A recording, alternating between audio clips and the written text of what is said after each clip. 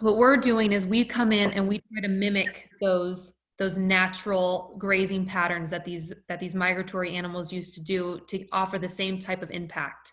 That's how wildfire was managed before, was through these native herds. And so we come in and we're trying to mimic that same process.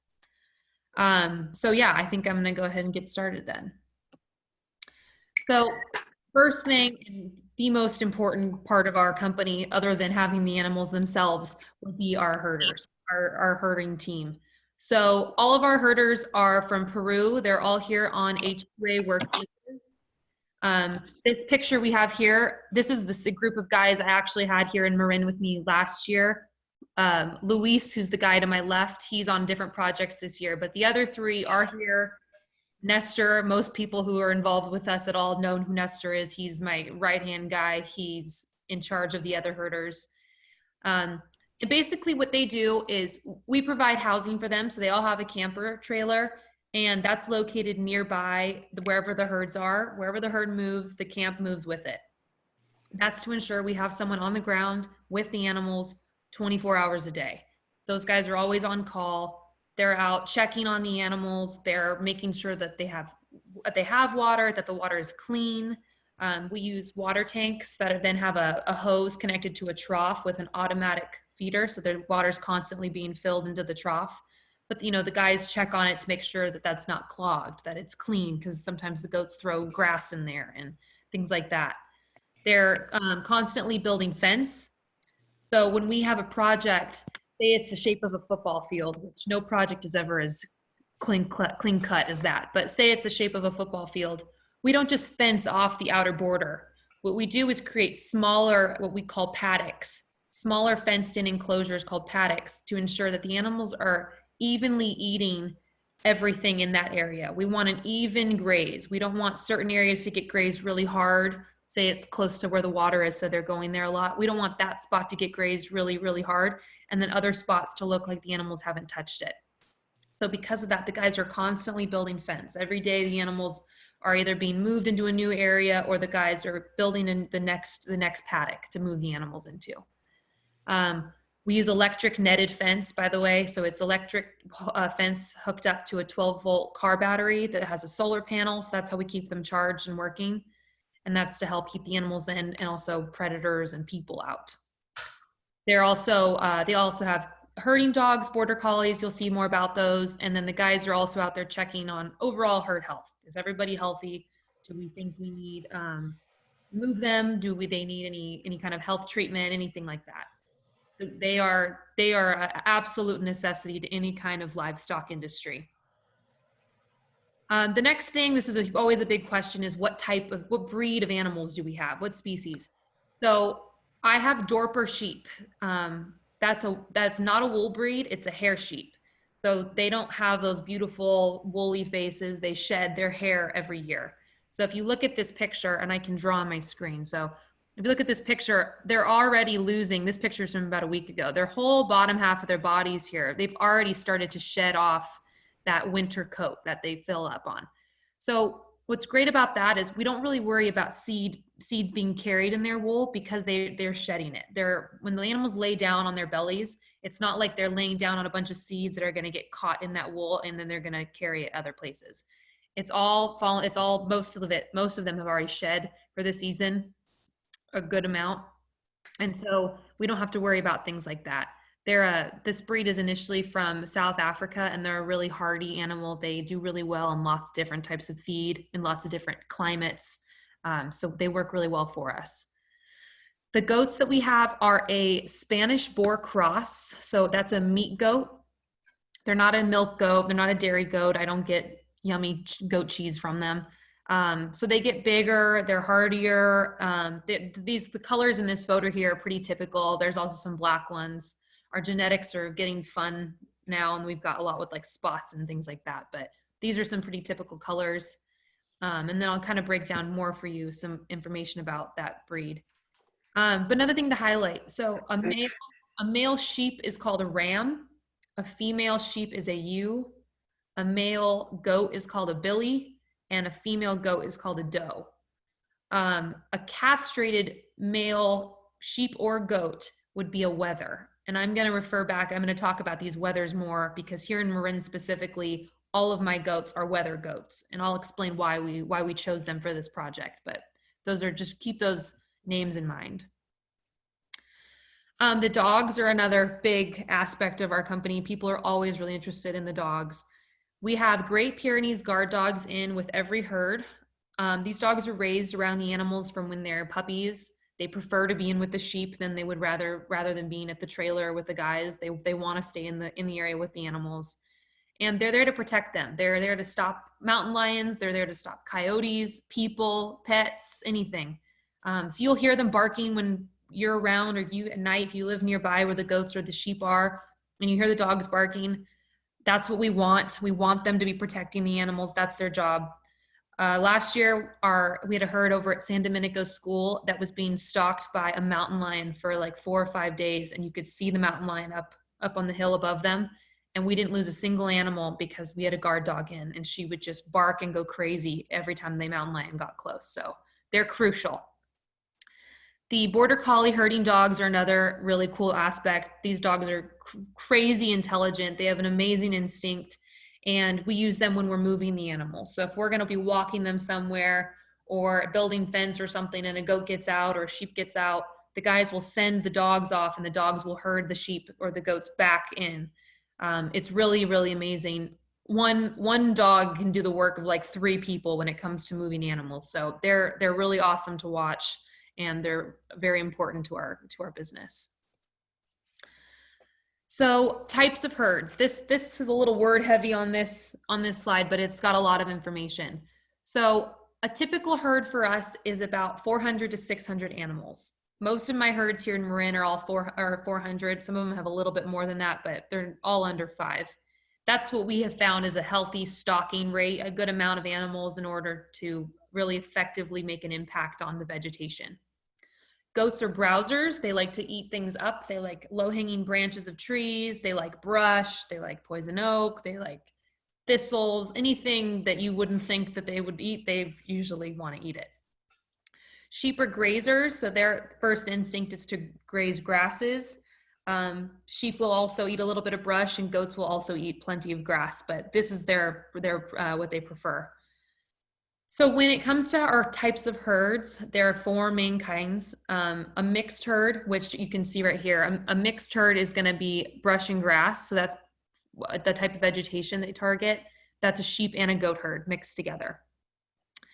A sheep herd would be just sheep. That would be on an area where you've got pretty much just grass. Goat herds, when I say a goat herd, I mean more specifically our breeding does, so the females and our breeding males. But it's in a herd of that size of 400, you'd probably have 475 females, or probably more than that, 409 or 390 females and maybe 10 males out of that. So, but it's female, it's a goat herd.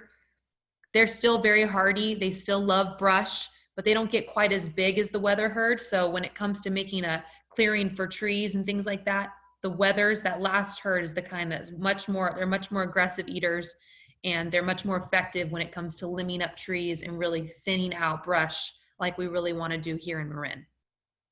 So that brings me to my wether herd. Like I said, they're much bigger. I don't have to worry about their diet as much because they're not worried about, nutrition as specifically as I am for a doe who might be pregnant. The boys they do really well on all kinds of feed, all times of the year, and they get really big. So I do want to highlight, so normally here in Marin, I run around about 3 herds, and I have almost always just had straight wether herds of goats. Yesterday, I split up one of my herds and took out 200 of the goats, and I added in 200 sheep. So I now have one mixed herd here in Marin, and I'll show you later on a map why we chose to do that and where that herd's going to be working. So this is a fun math problem, but it really highlights some important information, just kind of give you an eye of what the kind of impact we're doing here. So these animals can eat about 4% their body weight a day.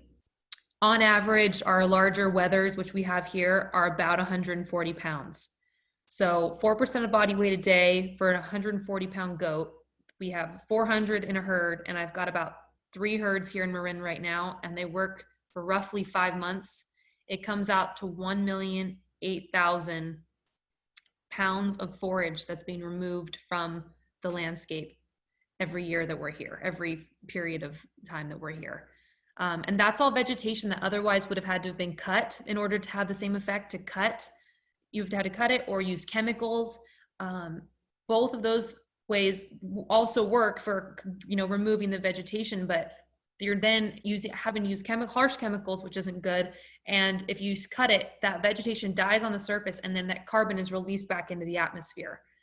So by using goats or sheep or any kind of targeted grazing, we're able to eat the vegetation down to a healthy level that then comes out. The animals absorb all the vegetation, they're changing it into body mass, and then they're discarding the leftover as manure, which gets worked back into the soil to create even healthier soil system underground, higher water holding capacity, and it's creating more nutrients to stimulate more healthy grass growth for the following year. I'll explain kind of more of that in my next slide, but I do want to just show you here. So this is the same area, these two pictures. This was the one on the left is the day, the last day the goats were in this paddock, and then the one on the right is right after they moved them. Some of this brush is over, like I'd say at least 6 feet, maybe a little over 6 feet tall, and they have cleared it all the way up. The line to where they have cleared it up to is over 5.5 feet because it was over my head.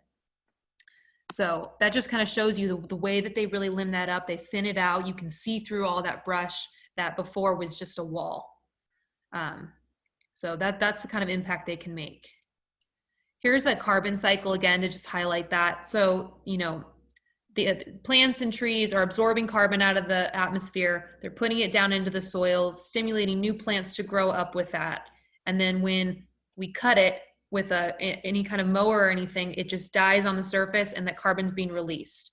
By the animals eating that vegetation, they're absorbing it, and then they're also putting it back into the soil by coming out through manure, and then they gently work it into the soil with their hooves. It's not a very abrasive process. They're not large animals, and it puts it back into the soil, stimulating healthier soil for more growth the following year. This is going to get into our grazing, our contract process. So there's 4 main steps in how this all works. It starts with a site visit. Then we have a proposal or a contract, staging, which is like us getting ready, and then the project beginning. So the photo on the right, I think I saw Sarah Minnick might be watching. I think she's in here from Marin County Open Space, Todd Lando, who's with FIREsafe Marin, and then myself and Nestor, where we were this was on a site visit actually at Cascade Canyon last year. And, when you're going through and we're checking out these projects prior to moving animals in, we're looking for things like sensitive species. Is there areas that are really steep and we might be worried about erosion if the animals are on it too long? What kind of water access do I have? Is it easy? Can I just put my water tank nearby? Or is it, far away from the road where we would need to use neighbors' hoses or a water truck? There are different things like that. And I think in this picture, we had just identified an area of native bunch grasses that we decided we wanted to preserve. And so we skipped this whole area. We didn't want to touch it in order to not disturb that healthy growth that was already happening, that wasn't quite strong enough to handle grazing quite yet. On the left here, you can see this is kind of how we show up for a project, depending on what's going on. So my first truck here, I've got a corral system, because another thing I'm identifying on a site visit would be, where can I unload the animals, and then where can I reload them to get them out? So when we reload, we have to build a tapered corral system. So that's what's in the back of this truck here. Then we've got a water tank that we haul around. So we get a hydrant meter from the water district that we then fill our water tanks with, and then use that with hoses to fill our water troughs. So we bring a tank all the time. And then you've got one of my herders' trucks and camper in the back there. So again, that's always going to be present. We want someone on the ground all the time. And then once the project begins, everything's flexible, everything's fluid. We're constantly making adjustments. My herders are there every day, all day. I'm there almost every day checking on things. So if we need to adjust anything because of safety concerns for our animals, or if there's anything else going on, You know, we're constantly making those types of adjustments throughout the project. Transportation is another tricky part of this, especially here in Marin, where all the neighborhoods are so tight together. It makes it a little tricky when it comes to deciding how we're going to get animals in. There's three main ways we do that. The first is going to be with a semi-truck over here. We really only use them twice a year. We use it on our first haul from our headquarters, which I didn't mention, which is in Los Banos down in the Central Valley. We move the animals up into their first projects of the year in these larger trucks because it's a 2-hour drive. And then at the end of the year when we're coming home, then we'll load them up into large trucks again. Once we get going throughout the year and moving from one project to another, we usually use gooseneck trailers. This is actually my little brother driving this one here, and he was unloading at San Domenico. But we use gooseneck trailers when it's a shorter distance. They don't hold nearly as many animals. We have to do multiple loads. So we do that when they're closer together. And then, especially here in Marin, there's a lot of projects where I don't really have the opportunity to get to the animals with any kind of truck or trailer. Wherever I need to get them to it's blocked off, it's surrounded by homes, it's too steep. And so in that case, we end up walking them. It's really, walking is more like running. It's hardly ever actually a walk. This was actually from us moving this year from the Lucas Valley field office to Jerry Russom Park. So we used some help of the rangers and we shut down Lucas Valley Road for a few minutes and ran 400 goats down the road and then crossed them. It was really fun. It worked out well, but it takes a lot of work and a lot of organizing to get that done because there's obviously a lot of moving parts when you're moving 400 animals anywhere. And safety is a huge concern with transportation. You know, I don't want to put my truck drivers in any difficult situations. I don't want to put the animals in any tricky situations where something could happen. So we really have to take that into consideration when we're deciding how we're going to get them to somewhere. And there may be a case where I'm not comfortable with any option to get animals into a project. And in that case, if it's going to challenge their safety, I may not go through with that project because of that. This is our cycle. This is what our year kind of looks like. And it's hard to pick a beginning and an end because it's always flowing, but this is an easier way to look at it.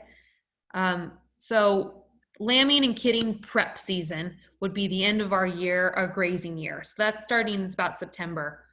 By then, all of our bred animals are home. We get them home. We want them low stress. We want them on monitored feed where we can just make sure everyone's safe and comfortable. We don't want a lot of anxious animals. We don't want to be moving them a lot.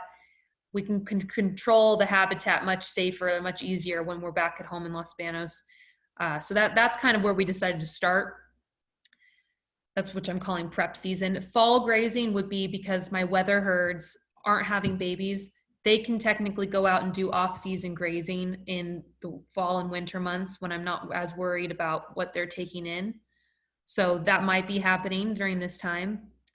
Then we have kidding and lambing season. So this is a very fun time having babies around. It's crazy as well because there's a lot of babies around. Lambing happens a little earlier. The lambing usually starts end of November until maybe middle of January.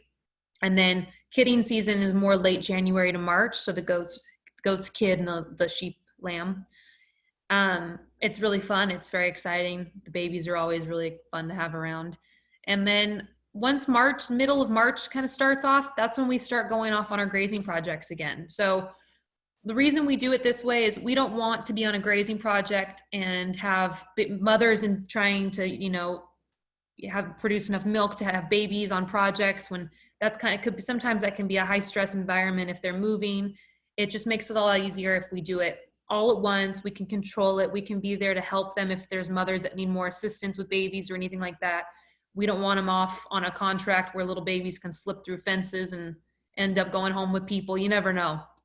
So we have our grazing project. Our grazing season is really when they're out working. That's their working time of the year.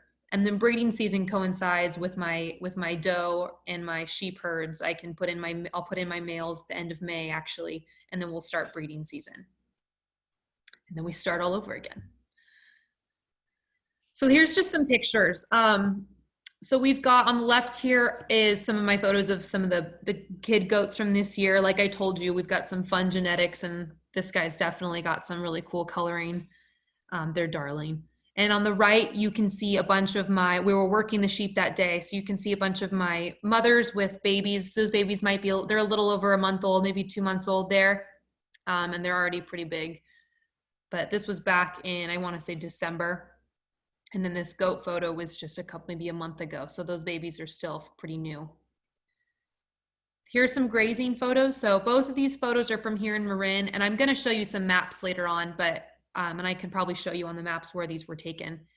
But this one on the left just shows you one of our signs, don't touch the electric fence. It also says, keep your dogs on a leash. We have other ones that say, please don't feed the goats, because if you're doing hold and feed over, they're going to get curious. They might not, what if they accidentally knock the fence over, and then you're going to be responsible for feeding all 400 of my goats, and you don't want that job. So you can see though, this was from a picture from last year. The vegetation was much taller in the back there than it was this year, but that's already a pretty impressive fence line. You can see the difference, and when the animals come in and graze all of that. This was just grass in this specific spot, but it's a very drastic change. On the right here, this was from this year. This was maybe 2 weeks ago, close to Delgado. The goats are just really evenly spread out. It was easy to tell. Just there's about 460 in this herd.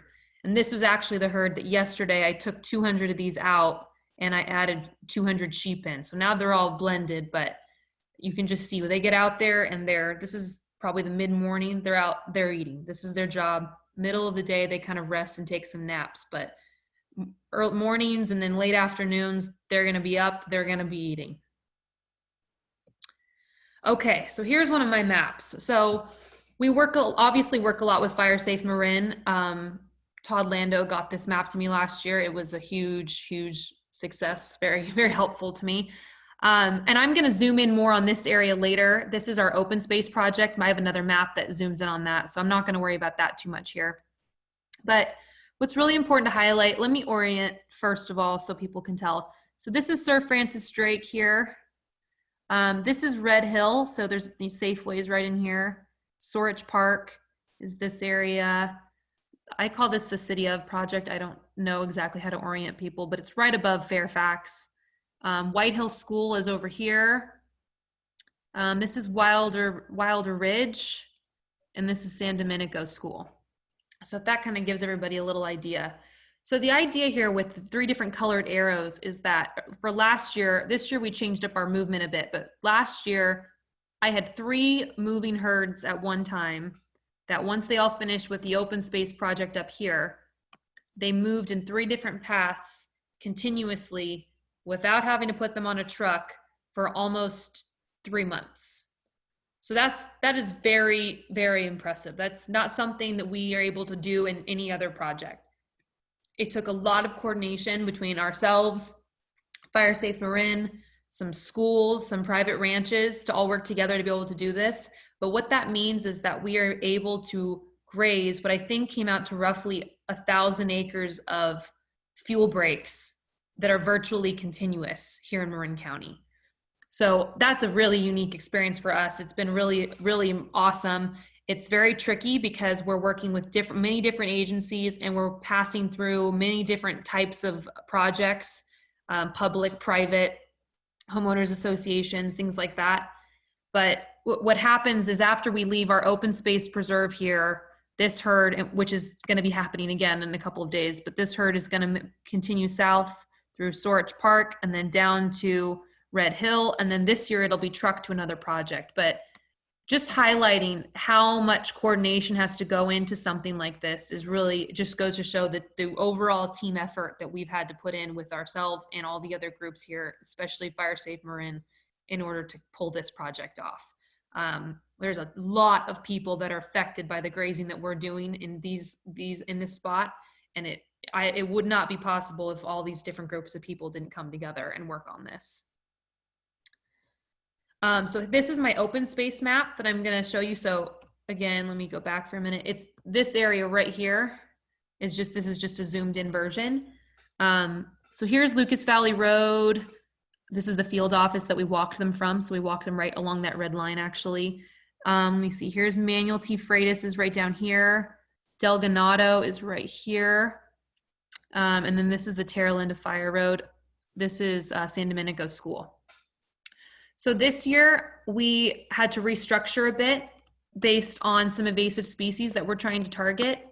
So if you look, I think you can probably all see the map legend, but the black areas are goat grass, which is an invasive plant that is really terrible and has taken over. It's all over the place. So we've been working for about 4 years with open space to try to slow and stop the spread of goat grass. You can see the green is where we graze. That's our graze line. So this year what we did is, instead of running all 3 herds at once, we ran 2 herds. So our first herd started here at Jerry Russin Park, and my second herd started here at Del Ganado. It walked down from a private ranch to here. And then these herds just work their way behind homes, behind these communities until they finish. And this was actually the first year we made it all the way to this herd. Every year we get stuck a little bit ahead of it because the vegetation is usually really dense. This year we moved a lot quicker. And the goal is to create a fuel break behind people's homes. So we clear about a little over 100 feet behind people's homes in order to slow or stop a fire if it were to come.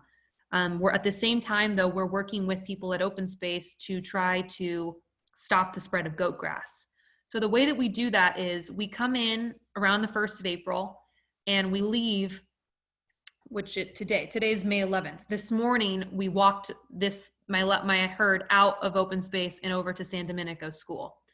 So the goal is to eat as much goat grass on the path as we can before the plant matures enough and goes to seed. Once it goes to seed, there's nothing we can do to stop it. Their seeds are there, they're gonna drop, they're gonna create new plants.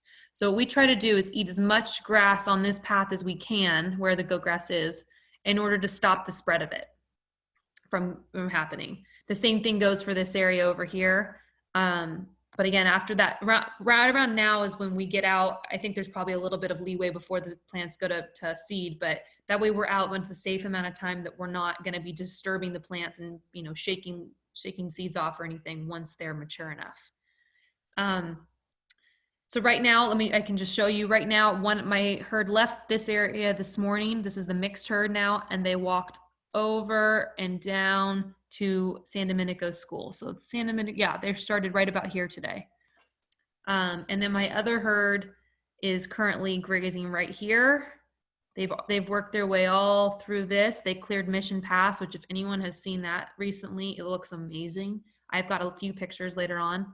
And they're at the Esmeyer Bowl right now. They're gonna be heading to Sorich Park on Thursday. Another thing to highlight, so normally we graze all 3 herds at once. This year we're not. This year my herd went to San Domenico School. They'll finish that project and then they're gonna be returning and grazing the Ridge Road. The reason for that is that last year a large, what I'm gonna call a bloom of yellow star thistle appeared. It's important for me to point out the goats did not bring yellow star thistle and they did not spread the yellow star thistle afterwards. Star thistle was already there in the soil.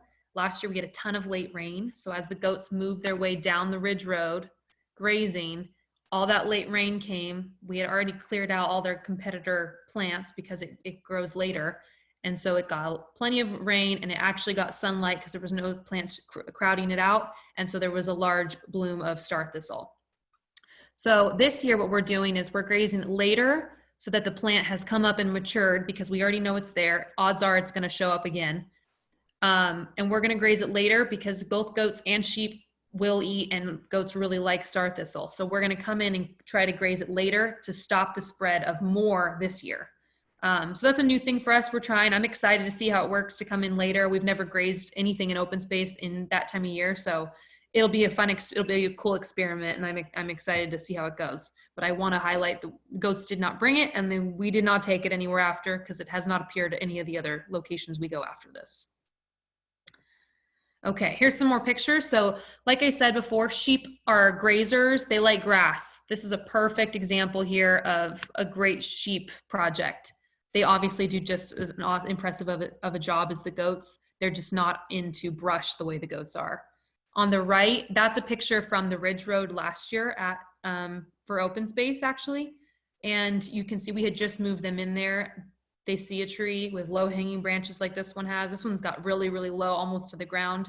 The goats are gonna get in it and climb it, which is great because we want them to do that. We want them to limit up. We don't want any low hanging branches because that's your ladder fuels. You have grass, then you have brush, then you have trees. So what we try to do is really stop those connectors so that if a fire came, it wouldn't spread up into the tree canopies because that's when it gets out of hand. So the goats come in, they thin that out. You know, it's even better if you go through afterwards and cut down all of those low hanging limbs. But this whole area looked very different once they were done. On the left here is another picture. This one just has a lot of different things going on in it. You can see a salt block over here. So we're always giving the animals salt blocks or mineral blocks for mixed vitamins. We have one of our guard dogs, Linda. She's there having her dinner, and Nestor is petting one of our older weather goats. He's pretty friendly.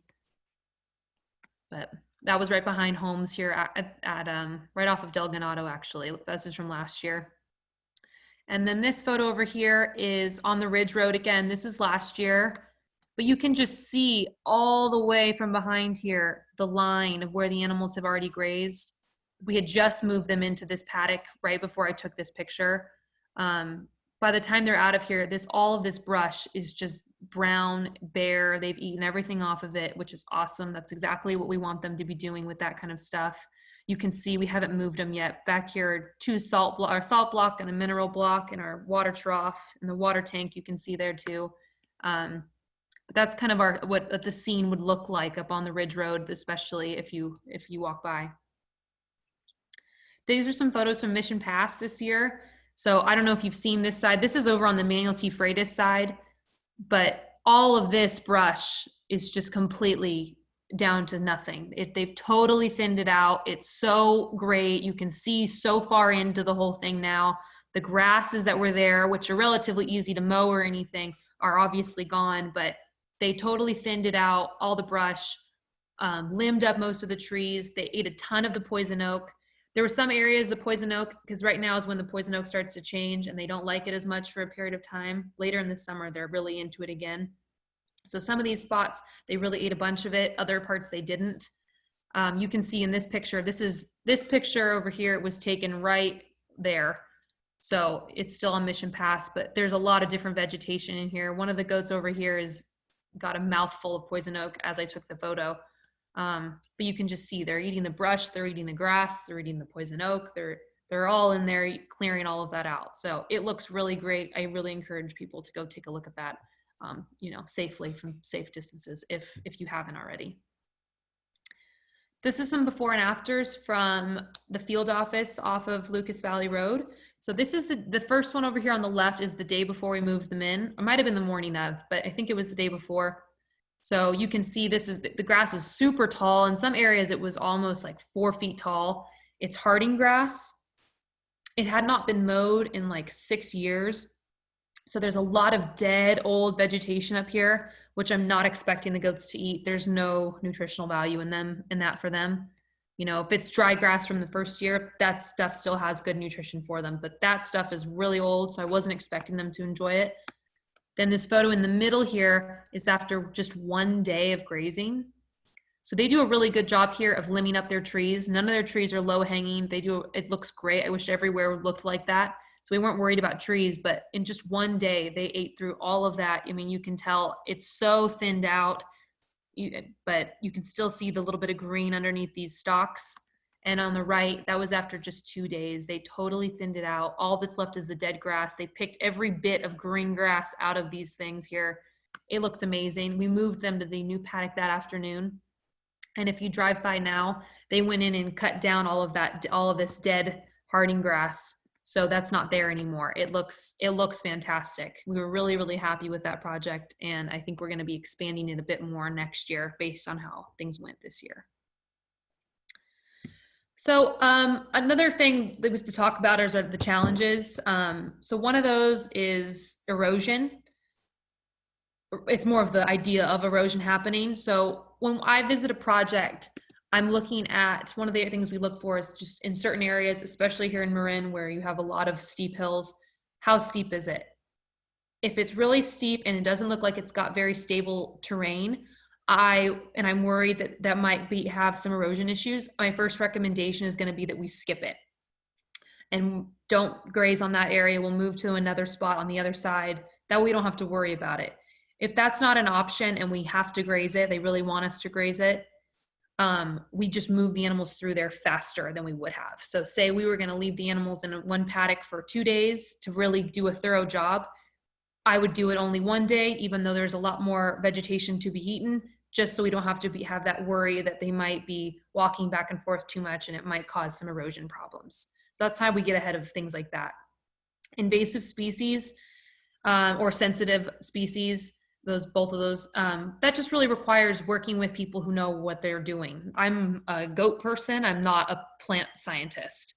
So I need to work with people who are aware of specific plants that might be a threat or plants that could be threatened by the animals. So that just means being aware, communicating, knowing, like we do with open space, we need to get out of certain areas by a date. That way we have plenty of time to graze as much as we can. But then once we've done all we can, we don't worry about passing on seeds or anything like that through manure, because they don't, like I mentioned before, they're not going to carry it on their body.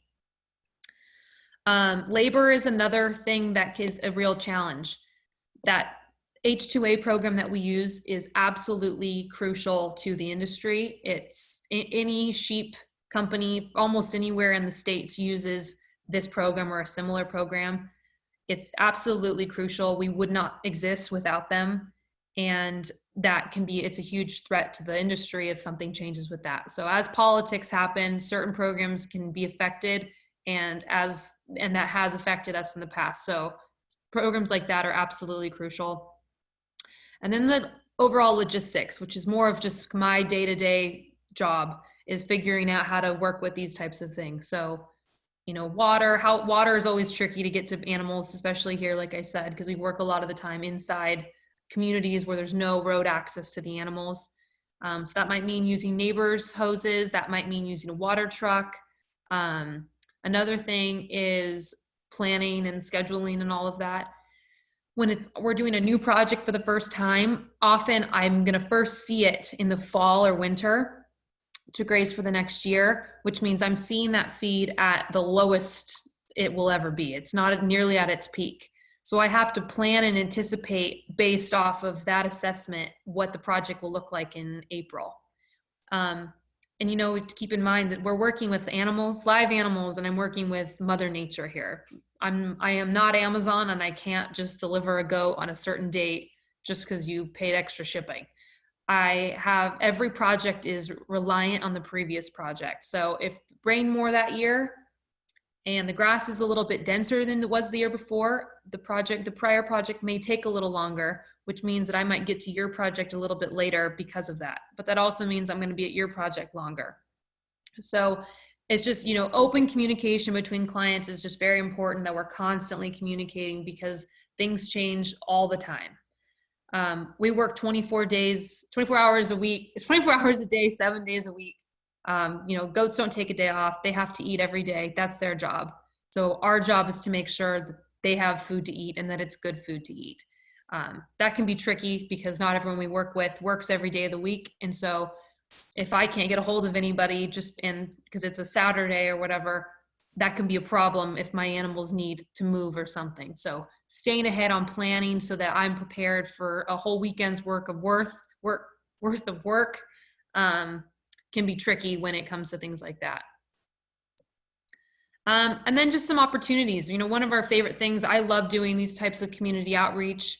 It makes all of our jobs a lot easier the more we talk and speak with the community, because the more people around here who might actually have goats in their backyard are aware of what's going on, the easier my job is and easier my herder's job is. Just by sitting down and having a 5-minute conversation with people and answering some questions or explaining something really makes people feel a lot more confident in what's going on and having an interest and a connection to the thing that's happening behind their backyard. We have the opportunity to bring what is something that I've grown up with, but a form of regenerative agriculture to people's backyards who may have never had that opportunity to learn about it if we didn't show up here. And I think just the opportunity to enlighten people on this whole other type of agriculture is a huge, huge asset. I always joke that little kids are great because little kids are curious. They'll ask you anything. And, a little kid sees the goats, they automatically have 1,000 questions for me, and I'm going to answer all of them. Adults are not that easy. They do not want to ask the questions. So they're going to sit there and be like, who is this crazy goat lady? And stare at me for a minute until I kind of get it out of them. And then by the end of it, they've got just as many questions as the kids, and we're all getting along. So that's the end of my presentation. I've got, our website is here. Please feel free to go on it. If there's any questions we don't answer today, we have a contact us sheet at the end. Go on, fill it out. My mom and I will both answer you. And then that's our Instagram handle, which has a ton of photos and videos and things like that.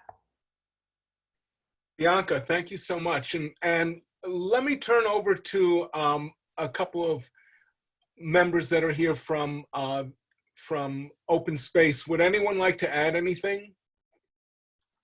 John or who else do I see here? Nishan, would you like to add anything at this point? Or Sarah? And you can unmute yourself, if so. Hi, this is Sarah.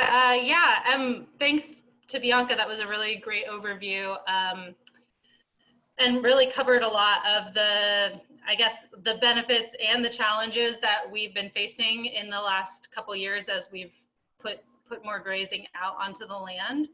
I just feel like it's a great overview, and I'm happy to answer anybody's questions specific to the open space grazing program, if anybody has specifics on that.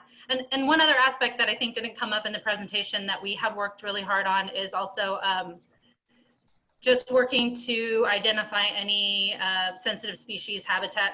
Bianca mentioned some native bunch grasses, but also bird nesting habitat, frog breeding habitat, things like that we can kind of move the goats around and avoid and things like that. So, yep, any other questions, happy to answer. Okay, so I'll read out, there's a few questions right now, and I'll read out one from Greg Zitney. His was early. How do you deal with inclement weather, storms and heavy rain when animals are out grazing? Umbrellas? No. So, they're outdoor animals. We don't really worry about that. When, if they were little babies, that can be more of an issue. And then we have to get creative during kidding and lambing season. But as far as out on grazing projects, they're hardy. We have yet to encounter a storm that's too much for them. We never lose animals to that or have any sickness or anything because of that. The biggest risk is that it's too windy, and if the ground gets too wet in certain places, it might knock my fence down, and then they might go for a walk. But other than that, we don't have much of a problem. Okay, very good, thank you. And then from Terry Thomas, Judith Ford has put a link up for us if anyone wants to go into Zoom chat there. And then Terry Thomas is asking a question. Since the goats eat so much, and there's a lot of scat, poops, has there been ever a question about water quality? Water quality. Like runoff water quality?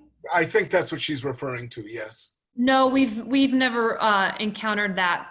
So most of the manure is being pushed back into the soil by their hooves, or then after they leave by deer or any other animals. It's the same thing as that. There is obviously a higher concentrate of it because they're all right there together. But like I said, it's fertilizer that then gets worked back into the soil. We've never encountered issues with water quality because of that. Very good. Thank you, Bianca. And here's another very good question is this is from Dave Long, and what would be an estimated cost per acre for grazing, and how does this vary with the size of the job? Yeah, so I didn't really get into that. That can be a tricky question because there's a lot of factors that go into pricing. One of them is transportation. How far do we have to go? How far is it from our previous job? I look at risks like predators. I look at things like how long would we have to be there? The type of vegetation, which type of herd, if I can do it in off season when we're not as busy, that kind of thing affects it. And then we typically have been working more on a price per day rate rather than per acre because things are varying so much.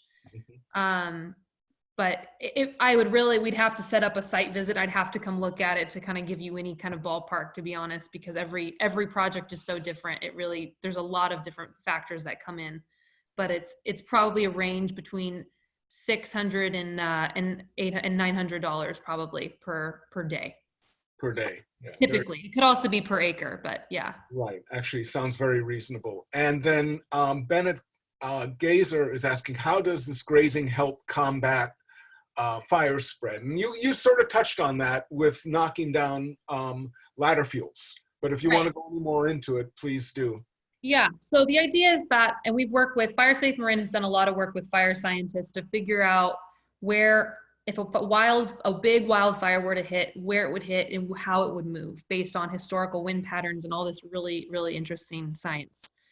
But the idea is that we're creating fuel breaks or fire breaks along homes and along fire roads in order to stop the fire or slow the fire if it were to come. So if there's 4 feet of grass, dry grass, that is beautiful fire fuel right there. That is just, cream of the crop. However, if it were to hit where we've already grazed, it's going to either slow it down, for sure slow it down, but it may even it might even stop at that point. So we're creating a break in the line. Rich Shortall is probably going to have more information on this from FIREsafe Marin, but the idea is that we would clear these fire breaks near fire roads so that the firefighters are then able to access them and get up there to then stop the fire. Very good, thank you. And now Linda Noby, our former president, would like to ask a question. Linda, please unmute yourself and be our guest. Oh, Larry, I just sent you a chat saying Bonnie Morris had a question early on. Are you concerned about the sustainability of the visa program given the political climate right now? Yes. So the way that works, so it's not so much the visa, the visas that we're worried about. The program itself is relatively sturdy at this point. It's more the way that ag labor laws have changed and how sheep herders are viewed under these new ag labor laws.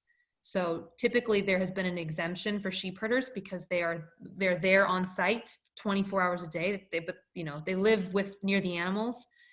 And so that is being considered a 24-hour workday or close to it. I think they've reduced it now, but the risk was just that politics is they're not understanding that there has to be some sort of exemption for them not working 24 hours a day when they're there all the time, but it doesn't mean they're out with the animals that whole time.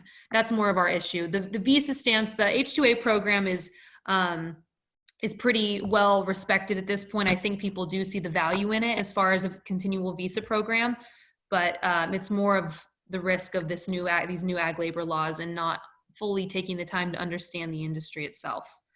But we have we've got a pretty good relationship with local politicians as far as trying to protect things like that. And then Larry, you've got the messages starting with James Marklinger. Yeah, I've got all the messages here. Actually, okay. If I may say, we're on to Jim Casper. He is actually privately asked if he could ask a question. So Jim, please be our guest. So what I wanted to add, and Andre, Bianca knows about this, in southern Marin last year, there was a herd here near Marin View, about 400 goats for about 2 weeks.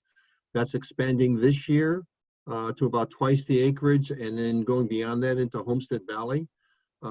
We found it to be very successful. A good example I will use, there was an area around Marin View, which is a 240 property community association that was actually adjacent to the Tam Elementary School. Very difficult on slope, very dense vegetation. The goats went through there first, basically cleared out a lot of the poison oak, opened it up quite a bit. We then had a manual crew go in and cut all that, the brush material down, including the stalks of the broom, the French broom. And then this year had a fire crew come in and do burn piles. And that area is like an open oak woodlands. It's magnificent. And just totally recommend using the goats. I mean, we've had a lot of success. And like I said, expanding this year over last year. Very good. Thank you, Jim. And now James Marklinger has a question. Is there a goat keepers network? I own a ½ acre in Oregon, and there are plenty of goats there, which I can attest to, since I'm family there too, raising goats. Goat keepers network. A lot of us who have goats also have sheep, or even if you don't also have sheep, a lot of people are members of the California Wool Growers Association, which is the oldest agricultural association in California, actually. And I would say that's our network. A lot of people that are members of that, you get a lot of benefits. And as far as information from, what's it called? Sorry, the Ag Extension from UC Davis and things like that, as far as research and new science coming out on practices. I'd say that's our version of a network. Oh, okay.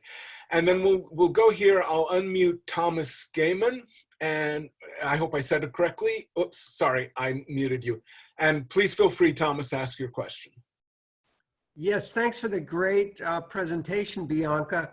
I'm a forester and working on the coast, and I'm wondering about the efficacy of removing brush and more semi-woody,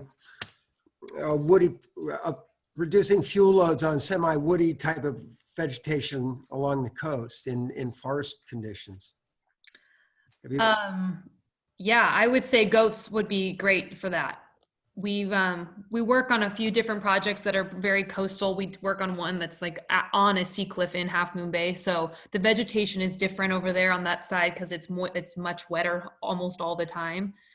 It's really about hitting it at good times of the year. But yes, goats are perfect for any kind of woody, brushy, overgrown mess. They really thrive on it, especially if you hit it during, early spring, I'd say, or maybe even early summer.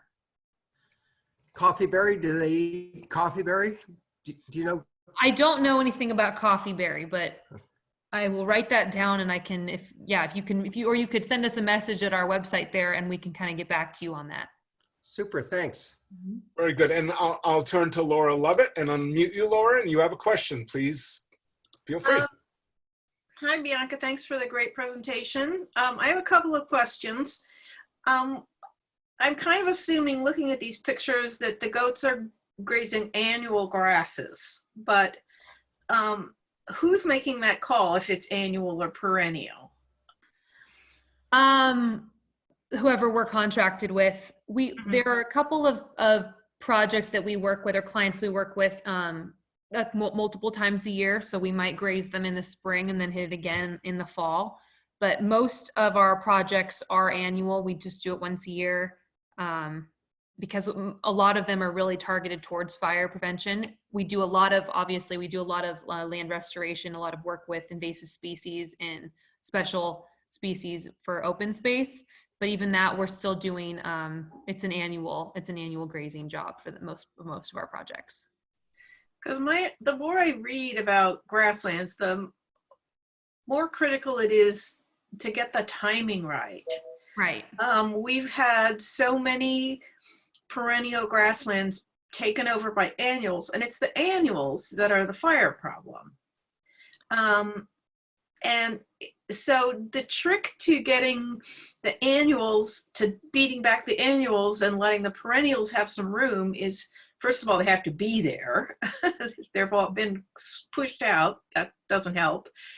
But the annuals get going much faster and earlier. And so early grazing is really critical toward turning grasslands into something that's more sustainable. And I know you're very focused on fire, but that also feeds into the fire problem, because if we can get the more sustainable grounds going, then they aren't as flashy. They don't burn as fast. So, if those two things can be combined, and then the other thing that's very, very key is how low you mow it, or in this case, grazed it. So I guess my second question is, if they were really left to clear it out down to the bottom, how low would the goats mow it or chew it, and how low would the sheep? Are they the same? Right. So, two things. So your annual perennial question. So the idea again, which is what we do, is in most of these places, especially areas where we're more focused on the vegetation itself. When we graze earlier in the season, like we do specifically for open space, we are eating down those annual grasses first, which then opens up more room for the perennials to come up later. So they have more, those ones have more exposure to sunlight, and then they have a better chance of coming up, as opposed to being completely shaded out by perennials if there are already, like you said, if there already are perennial seeds present. If they're still there, yeah. So that is the part of the goal, is to graze down to what we call a healthy vegetation level, which is roughly 3 to 6 inches. That way we never want to eat down to the ground. It's not good for my animals. I don't want them eating dirt off the ground. That's a desperate moment thing. Sometimes we're in positions where people want us to go that low, and we don't do it because it's not good for the soil, the plants, or my animals. I wouldn't say sheep would eat any lower than goats. I think they would eat about this to the same level. It's just a matter of, and my herders keep an eye on that. When the animals have eaten down to a healthy enough level, then we move on. That way we're not overgrazing, because that's not good for anything. Yeah. So the timing and the quantity of animals per acre, yes, or per paddock, is the key thing to keeping them from continuing to graze and continuing to lower the height. Exactly. Yeah. So we're constantly moving them. They move paddocks almost every 2 days. They're constantly being moved into something new, to ensure that there is no overgrazing happening. Great. Thank you. Thank you, Laura. Bianca, Belle Cole has a question, and it's about goat replacement. And she wants to know, do goats graze at a similar rate based on age? How often per season do you replace goats? And where did these goats originally come from? From the US, or was it a foreign species? Okay. So they're Spanish boar cross, so I can tell you at some point the Spanish goat was from Spain. I don't know where the boar goat originated. I'd have to look that up. Your replacement question. So our animals have babies every fall and winter. They stay home for a year. We don't like to send the younger ones out on projects until they're at least a year old, because we want them to be aware of how the fence works. We don't want them challenging the fences. And they eat a lot less when they're that small. The herd that's on this picture right in front of us right now is they're 2 to 3 years old. They don't eat quite as much as my other herd that's here, they're like 5 to 7 years old. They're just bigger animals. They eat more. Like we talked about 4% of their body weight a day. The bigger animals they eat more. I'm not ever replacing animals on a project. The herd is they're in their herd until they come home, and then we mix a bunch of them all together, and then we separate them again to go out on projects again. So I'm not replacing animals throughout the year. If an animal is sick or something and we need to bring it home to get it better care, then that would come home, but I'm never replacing an animal.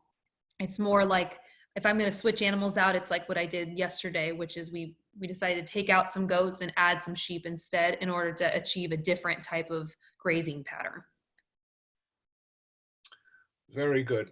And then we'll go to David Schoenbrand's question, which are there enough large animal vets in Marin to take care of your needs? We don't personally use any vets here in Marin. We have a relationship with our veterinarians back at home. We have a lot more large animal vets at home. And so they take care of things. They don't typically have to see a vet very often. It's more of something goes wrong and they're sick, then we take them home and deal with it there. It's just easier that way. We have a vet at home who knows how our company works and knows the animals, and we don't have to worry about it too much. But for the most part, they're all very healthy. We don't typically have to go to a vet. So we're very fortunate for that. Great. And then Kazoo Studios East, I'm not sure who that person is, Great presentation. It sounds like you're very busy. I'm curious, how you get into this business. I'm curious how you got into this business, excuse me, and if you see a need for more people to get involved in this industry in order to effectively prevent forest fires in California, or reduce the catastrophic effects of forest fires, which of course is inevitable and part of the natural land cycle. So like I said, I'm a 4th generation sheep rancher. My family came over from the Basque Country in Spain, and we're all sheep herders here, and we've just kept it going in a different way. You know, my family does it for meat and wool, and we've twisted it and tweaked it a bit and do grazing primarily. I would say the demand for more grazers is probably present, but it's also, more importantly, the demand for more. We need more education out there throughout the state about using practices like this to manage fires, and even just any kind of management practice to prepare and prevent fires. Because even though California has burned every year for the past number of years, there are still a lot of communities that aren't doing nearly as much as they could in order to prevent and be proactive with when it comes to wildfire. So I think that area specifically, as far as getting out there and promoting any kind of proactive measures, needs more people right now. And then the grazer demand will come from that. But overall education throughout the state, I think, would be huge at the moment. Very good. And then I'll go to Dave Long's question and then to John Campo. And Dave's question is, can goats be used as a strategy? And I was going to ask about this too, a strategy to eliminate broom. And of course, we've got two kinds, major, French and Scotch broom. So the grazing does not have to be repeated annually. If so, how is grazing combined with other removal strategies? Yes. So I am a huge supporter of goats coming in and then either hand crews or machinery being used after, because the animals will expose much more vegetation than if you send people out to cut things back. If you first use the animals, it thins it out, and then people or machines are able to get much farther in order to use hand crews or machinery to clear things out. When it comes to broom, they especially right now, the goats love it. They thin it out. I had some of those pictures from Mission Pass. I mean, they were down to just twigs. You wouldn't have even known, you probably didn't even know it was broom because it would look like a stick. The goal with places like that is that afterwards, we use machinery or hand crews to come in and then cut that all down so that we're not having to worry about it. You know, you're still going to get some sprouts of new broom the following year, but with repeated, you have to do repeated treatments for, we usually say 3 years is when you really start to see the difference in the landscape, which I can definitely say here in Marin has been about exact. But it's absolutely a great tool to use for handling broom. And I really support using hand crews or machinery after the goats have grazed to cut down all the dead vegetation underneath trees that we've exposed, or low-hanging branches, or any kind of broom or brush. Very good. And that's a ton of broom behind me in that photo. Yes. That I then subsequently hand cleared afterwards. So anyway, John, please, the floor is yours. Hi, thanks Bianca for that presentation. It was really interesting. And it was really a thoughtful presentation, but with it being a thoughtful presentation, you did describe the star thistle explosion that came from the grazing. And as you described that, it wasn't that the goats brought it in, but it kind of created a set of situations and criteria that allowed the star thistle to spread. As a land manager, it does raise some concern for me that this approach may help alleviate some of the fuel situation, but are we then setting ourselves up for an invasive species spread if this approach was applied to a large scale? Right. And Sarah Minnick might want to jump in on this one. She's been working with the star thistle plan. No, I actually work with Sarah. And so I was kind of curious from a goat herder's perspective, if you've seen this before, and maybe what are some of the strategies that you guys have taken in this? Yeah, so when we have encountered star thistle in the past, we've operated with a similar plan to what we're doing right now with the goat grass, which is that we come in and we try to eat it down to as much as we can before it goes to seed. Again, though, that's a sign that the vegetation is changing, that we are making an impact. We're trying to expose those more native plants, not specifically star thistle, but by coming in and eating down the other ones, we are exposing those later seeds, which do include a lot of native grasses. Star thistle was, like we said, it was already present. It's already here. It's only came up this year because we got so much late rain this past year while we were grazing. So every year is going to be different. We're going to try this new thing this year to come in and graze later. I think it's part of the landscape. It's obviously already here, no matter what kind of management practice you choose to use. If you cut that grass down and you're going to get a lot of late rain, later seeds will sprout. So we're gonna go in with sheep and goats to try to eat it down, because both of those breeds really like, or both those species really like star thistle, and we're gonna see how it works. Very good. Thank you, Bianca. And then a question from Stephanie Moulton Peters. And regarding accessing fire breaks through private properties, does the county coordinate getting permissions from private property owners? And can private property owners also arrange to have their spaces graze in conjunction with county projects? It's a good question. Yes. So Rich might want to handle this, because he does a lot of coordinating as far as dealing with private homeowners when they live in conjunction with one of our projects. So I can say a little bit about that. 3 years ago, when we first started the larger Ross Valley project, it was a combination of Marin County Open Space District, San Domenico School, which is private, Triple C Ranch, which is private, Rocky H Ranch, which is private, and then Sleepy Hollow Fire Protection District. We don't own any land, but we were able to kind of help pull it all together and help with some of the financing for it. So right from the very beginning of our projects out here, we were doing substantial amounts of grazing on private land. That began to grow when the town of Fairfax and the town of San Anselmo and the Ross Valley School District wanted to get involved, so that extended the areas. And as we were doing that, we ran into the occasional private property owner who was a smaller one who wanted something done. So for example, this year, I think it's Esmeyer Bowl up off of Fox Lane up there. There's a homeowner there who has a fairly large backyard. They've got a gate on the fence. They gave me a call. Is there any chance you could just run the goats through my backyard, because they don't have anything that they're worried about? It was easy to do, was part of the process, easy to take care of. The difficulty comes is with smaller property owners, is that typically they don't want the goats to come in because the goats are going to eat a bunch of stuff that they like. The more you like it because of the way it looks to you, the more likely they are to eat it.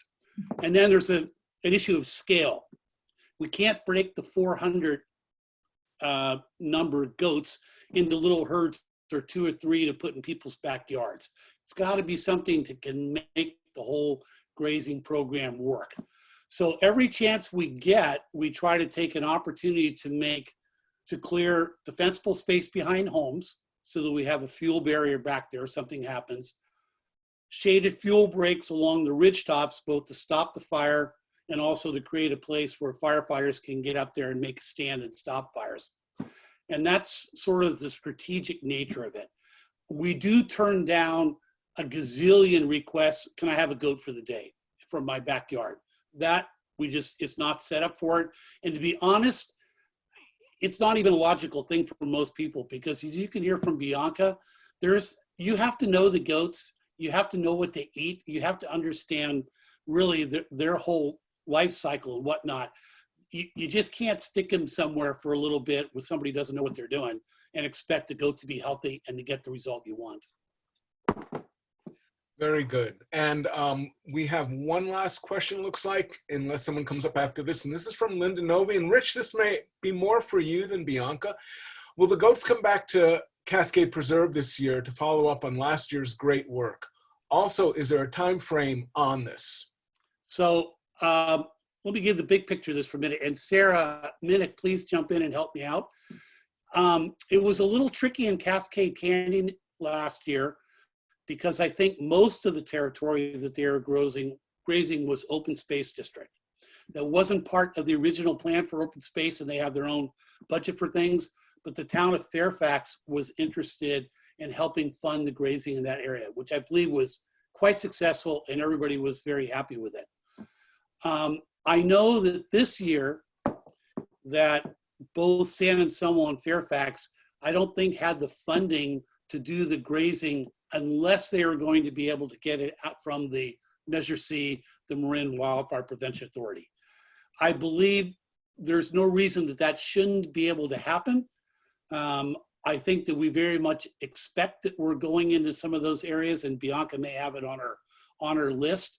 But last year was a little bit unique, and we're kind of in a transition year as we figure out what the Wildfire Authority is going to fund and how that's going to work and how some of this is going to be handled. So I hope they'll be back there this year. Rich, can I ask you a quick question? I'm sorry, and Bianca, is it ideal, and Sarah Minnick too, is it ideal to come back the following year, or is there an interval that you like to have pass, or do you like to keep hitting it? I want to hit it every year. About 3 years when we really start to see the impact. So I want to stay on it, and I do have it on my schedule right now. I think we're aiming for around the very end of July. I could be wrong. It might be a little bit before that, but maybe mid-July is where I'm looking at right now. But I've got it on my schedule. But yeah, we try to hit it every year in order to stay on it, because if you skip a year, it kind of sets us back, and we kind of have to start that process all over. Yeah, I just say, Rich here again. I'm in Sleepy Hollow. I look out my window, and I'm actually looking at a very large area that's been grazed for the last couple of years up there. And I'm seeing the transformation of it. I don't pretend to be an ecological expert, but honestly, I just think it looks way better, both aesthetically. When you walk through it, ecologically it looks great, and it's certainly much better from a fire perspective. It looks really great, especially in the areas where the trees have been limbed up a little bit, and it looks like more like the classic California landscape of grasslands and the oaks up there. And you're seeing by the third year, the brush has really been knocked down so many times, it just doesn't come back the way it used to. And there's still plenty of habitat all over the place out there, but it's a much healthier looking environment out there. So I think it's good. I think, and I wish we could have done this with a university from day one, but I honestly think 3, 5 year, 10 years down the road, if we keep doing this, I think we're going to see all of our land that gets grazed look more like California did before we all came here. And I think that's a healthy landscape. Right. I missed one question here. Thank you, Rich. But we kind of touched on this, and I think I know where you're going to go with this. From Sandy Zubar, do you take on smaller projects like 3.5 acres? And we kind of covered it. So the rule of thumb, the general rule of thumb, is that a herd of about 400 can eat roughly 1.5 acres in a day. This year they're moving a little bit quicker than that because the vegetation is shorter, but that's kind of our general rule. Our company does not personally do anything smaller than 5 acres because it just strategically does not make sense for us to go set everything up, transport the animals to just be there, 2 days. So we personally don't do anything that small. And I also have a question. You said that the goats like poison oak to a point and then stop and then eat it later. What changes that they don't like it? As the plant, as a lot of the brush actually, as it matures, they really enjoy it early in the season. March, April, they're really aggressive through all of those things. And then as the season continues, especially poison oak and then a couple of the other brooms, they go through a certain point where they're not as into it. They don't eat it quite as aggressively as it matures. And then again, later in the summer, they they really like it again. So it just has to do with the plant's evolution. At some point, it must not taste as good. I'm not sure. It probably gets sweeter as it later in the summer, and they like it some more. Okay. So here's what, Larry, this is actually kind of an interesting story related to this. On the Rocking H Ranch over here 2 years ago, there was an area of broom and other stuff in there that the goats were not eating. And it was at the end of the season, and it was almost like they were getting sick of things. And they brought in some very young goats, about a year old versus the 3 and 4 years olds. And they hadn't been there all year, and they started eating that. And as soon as the older ones started seeing them go for it, these goats are very competitive. They all went in and kicked out all the small guys and started eating the stuff again. So there's there's some sociology to this on top of everything else. That's funny. That's funny. John Campbell, I don't know, John, if you want to speak again, or you're just making a remark that you express a healthy concern about the spread of invasive. Well, it's just that this is potentially a paradigm shift of how we manage the land. And I just want to go into it eyes open wide that there are situations where I think we should be cautious. The fuels, the fire danger is here. It's going to stay here, but I just don't want to get in a situation 20 years down the road that we've made some decisions that have now spread invasive species across the landscape. I think it's something we should all be concerned about. Yeah, and I think this has come up even long ago before the goats, when the fire department would come through and mow, and then the concern about broom taking over, where they would clear out. So it's been and in situations that has happened to us, and we continue to manage those decisions from decades in the past. So I just want to be mindful that and again, this sounds like it has a lot of promise, but I just want to make sure we're thoughtful and thinking, and just don't lose sight of that. I don't want, I'm a land manager, and I don't want my successors to be cursing my name from 20 years in the future. Why did you do this? Now we're dealing with your mistake. Absolutely. Very, very, very reasonable. And now we've got some more hands raised. We're running a little late, but that's okay. This is very interesting. So Laura, be my guest. Laura Lovett would like to make a comment. I would just like to jump in on what John said, because when you tell me it looks better, that's one thing. Is anybody in the county, and John, in your department or anybody else, actually following the biological processes of what is changing? What is the insect population? What is the grass population? What is the forb population? How you put animals on land, you have an impact. It can be a good impact, and there could be a negative impact. But we have to know where we're going with it. Like John says, we have to have some data to go along with it. We have to know where we started, and we have to know what we're getting, and not just, when we have an invasive. So I'm hoping we're not just doing this to put animals on the land, but we are also following the botany part of it. Very, very good. And next is Terry Thomas. Whoops, sorry, Terry, I muted you again. Please feel free. Wait a minute. Okay, there we go. There you go, sorry. And really, I just want to second not only Laura and John, but also Rich, because Rich said, I wish we'd gotten some researchers out there to be able to see exactly what was happening to the land because it looks better. I think if we could have some science out there to watch, and I don't know how the new authority is going to work, but it seems like monitoring might be a good thing to be a part of that, to make sure that the management that's being done is being done in a way that's really successful, whether it's successful because of, as Rich says, it's becoming more ecologically intact, or as the others are saying, there's more invasives. That's all. Thank you, Terry. And I should have asked this, I should have mentioned this earlier. When you speak, just mention who you represent or what you represent, so that the others who haven't been here often will know who is speaking. And now Dave Long. Dave, please. Yeah, this is Dave Long with the Native Plant Society. Another issue related to that, to John's, and part of the biology that I think would be very useful to have some research on is nutrients. because most native plants don't like rich soils. And when manure is added to soil that have natives, it favors invasives. And so if grazing is done with native plants, you're likely to have type conversion just from the nutrients alone.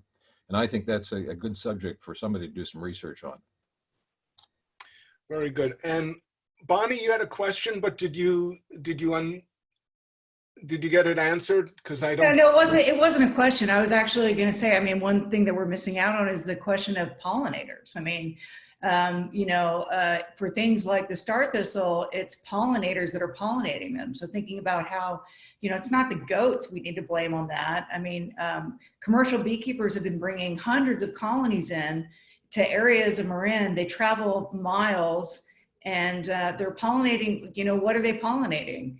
If you've got millions of hungry bees during our summer Mediterranean dearth, what are they doing? And the same can be said for backyard beekeepers in some areas and the density of that, which I think there's more positives than negatives with people connecting through bees. But, we're talking about pollination with some of these species that is being done by honeybees. So how do we create an environment where there are more favorable plants for them so they're not creating these situations? Or how do we not encourage huge numbers of commercial beekeepers who are just pollinating an invasive plant? Yeah, this would be something for the working group for us to discuss further in future meetings, Bonnie. It's a very good point. And I'll just read Laura Lovett's comment, which is, I think the use of Measure C funds to track the changing botany of grazed lands would be hugely helpful. And that sounds like a very reasonable idea. And with that, Bianca, thank you so much. This has been a tremendous presentation. You're welcome to stay with us. We're going to move on to Rich here, and he's going to give us an update on FIREsafe Marin. And the floor is yours. Bianca, before we do Rich, Bianca, do you have any final comments you'd like to make before we close this section out? Sorry. No, that's fine. Thank you. I just want to say thank you guys very much for having me. It's always a great opportunity to be able to talk and speak and collaborate with members of the community that we're working so heavily in. Again, if anyone else has any more other concerns or questions, please reach out to us at the website on our contact us form. I would be more than happy to get in touch with people if you have any other thoughts. Everyone on video, give Bianca a little clap, thank her for her time. There you go, Bianca. Everyone's quite pleased. Rich, the floor is yours. Yeah, and I just do want to say, I want to thank Bianca and honestly, Creek Land Stewards. Their company is spectacular to work with at every level. They really do their best, and they're there for anything you ask them. And some of the concerns that have been brought up today about the ecology of things, which are all legit, I mean, they're absolutely about trying to address those in the most practical way possible. So very happy with them. I won't make this too long for everybody because it's already been a little bit of a long day, but just real quickly, as you probably know, during the fall and early spring, a lot of the activity of FIREsafe Marin was helping to get Measure C passed, which we're thrilled that happened. I think that's a real plus. In addition to that, right after we were about to get started doing some other things, along came Shelter in Place, made things a little bit different. But one of our projects has been, and I thank Bonnie Morse for getting us on this, has been to create some videos that people can take a look at while they're at home during the Shelter in Place that have some ideas about things you could start doing right now. You can go to our website, firesafemarin.org, and you can see the links there. First one's up. I think the second one's going to be up today, and a few more to follow shortly after that. But the first one is from Marin Master Gardeners. Faye Mark did a fantastic presentation on FIREsafe landscaping. Todd did a really good one on Zone Zero. Steve Quarles is about to have one on decks and so forth. So we have been busy doing things. And then of course, FIREsafe Marin has really been, we have put together a proposal that we have put forth to the new Marin Fire Prevention Authority related first of all to public education. We really want to greatly expand the work that we're doing in the future. We need some more staffing and help to do that. I won't go into lots of details, but the one good thing about all this Zooming is that people are pretty into tuning into online training. It's pretty interactive, and we started doing that last week and have very good attendance at our classes and get some good feedback. So that's going to be a regular thing for us on different topics and guest speakers and whatnot. We'll be doing home hardening workshops, landscape workshops, general fire prevention workshops, newsletters, educational materials, and big support to the FireWise communities, hopefully with chipper days and organizing help and so forth. So we're really trying to gear up to take things to the next level with a big focus really on the individual homeowners, as opposed to the larger groups, open space and so forth, which is really the core function of the FIREsafe Marin. We have a couple other side projects that are kind of interesting. There was a great pilot program in Cascade Canyon and Fairfax last year, where they, on a red flag warning days, they set up signs for that to alert citizens and residents out there that this was an important period of time to pay attention. They took ownership of that. We want to spread that program to other FireWise communities and eventually other parts of Marin. And then something that we did here in Sleepy Hollow, like many of you probably live in areas in Marin that have little to no cell phone coverage. So when we are in a red flag warning day, what's our chance of getting an alert Marin warning? Out here, it's pretty much zero. You add on top of that a power safety shutoff like we had last year. And after listening to the battery powered radio to KCBS all day, you go to sleep at night wondering if something happened, how would I know? The Marin OES signed an agreement with the NOAA, the National Weather Service, that alert Marin warnings of a larger scale can be broadcast through those systems. So in Sleepy Hollow, we started purchasing NOAA weather radios and distributing them to our block captains and eventually everybody out here. And that way, when there is a warning, these are battery powered backup and whatnot, you can go to bed at night, even if the power goes off, even if you have no cell phone coverage, and be confident that you're going to get the alert Marin warning something's going on.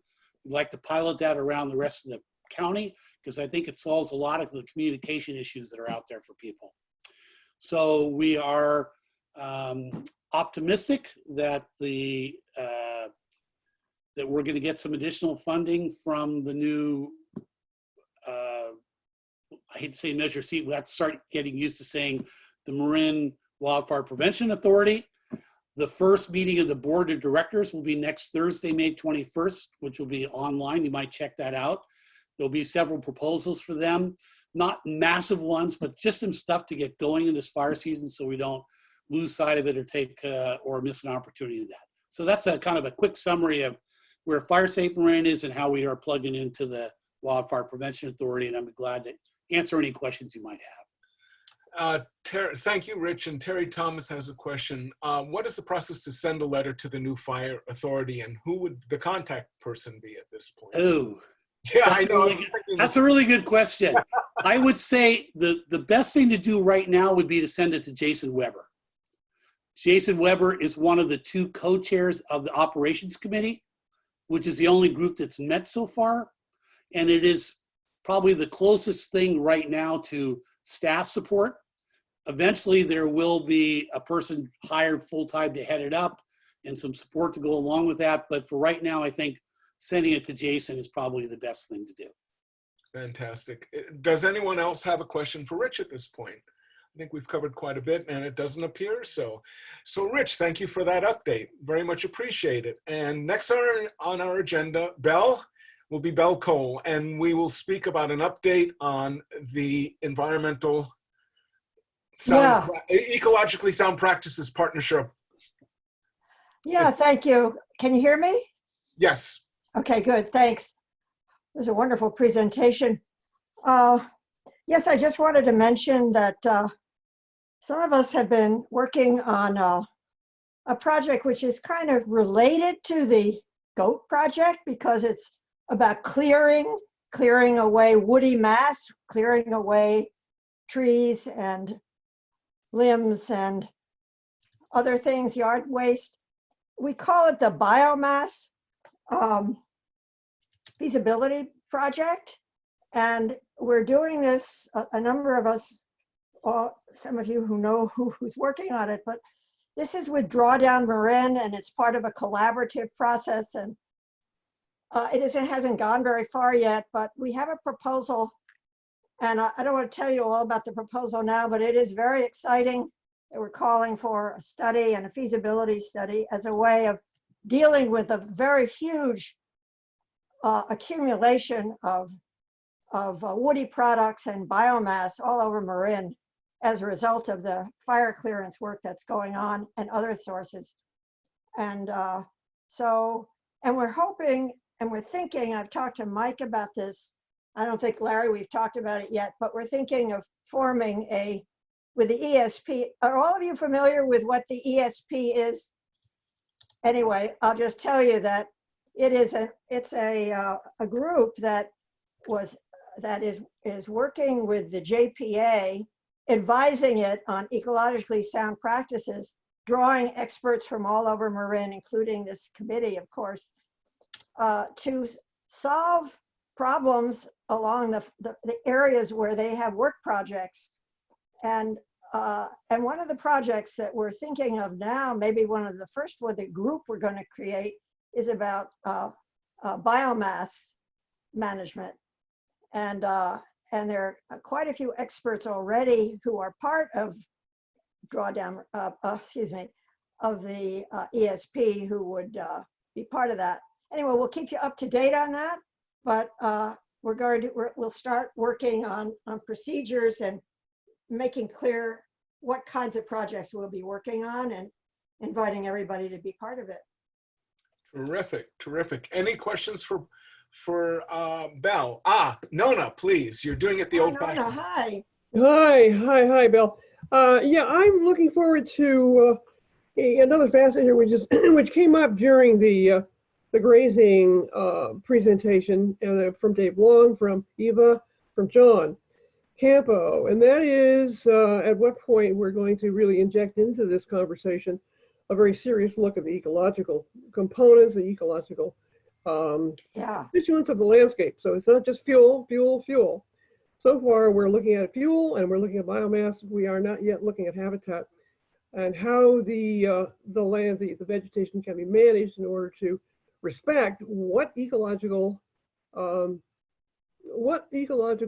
processes are going on, and also this concern about type conversion is something that really needs to be studied and understood. So we're waiting for this part of the conversation to really get going and become part of FIREsafe Marin's dialogue.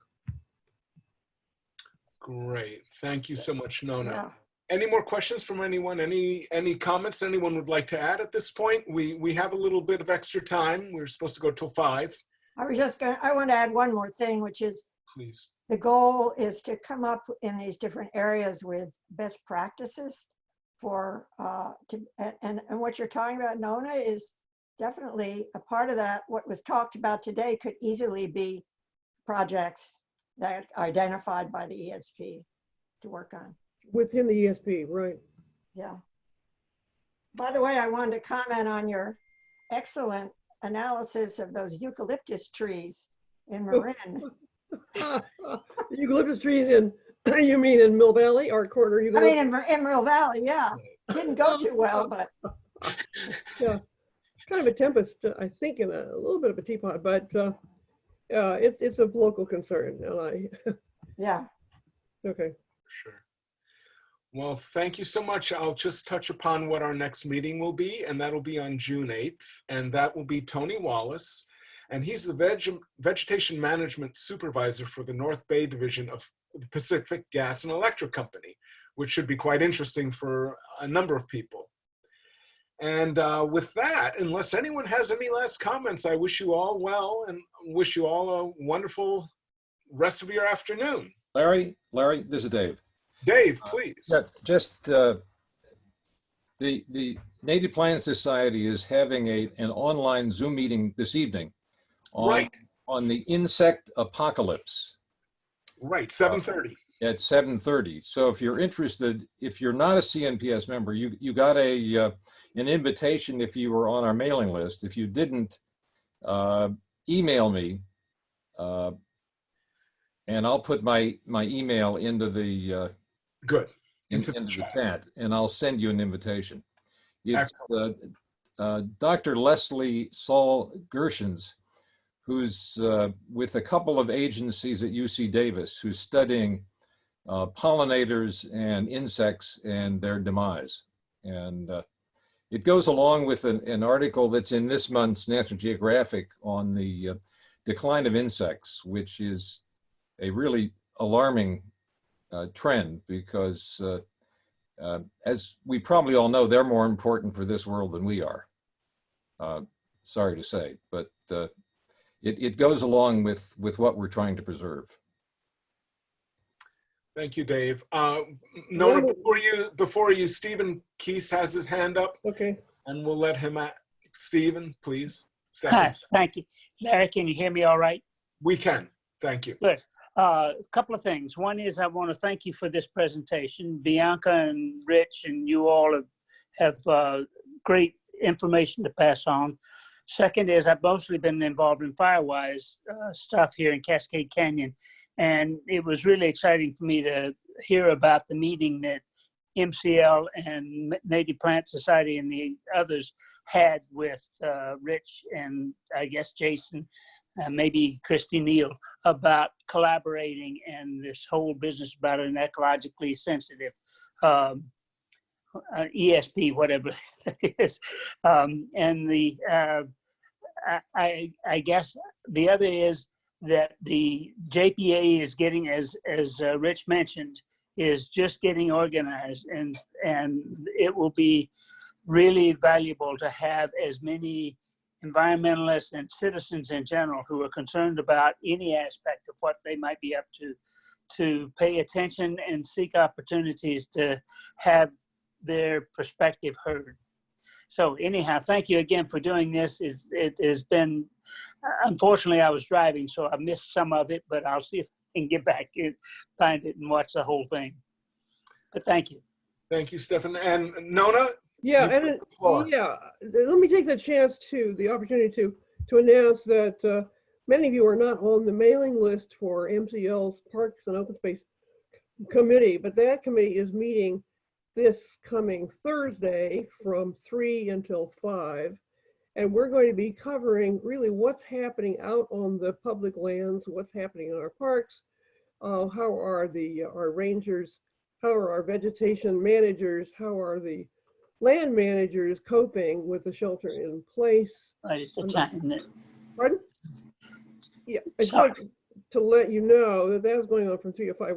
We'll have speakers from all of the public lands who will catch us up on how they're coping, getting their own work done, and also how they're dealing with the public. So tune in. It'll be a Zoom meeting.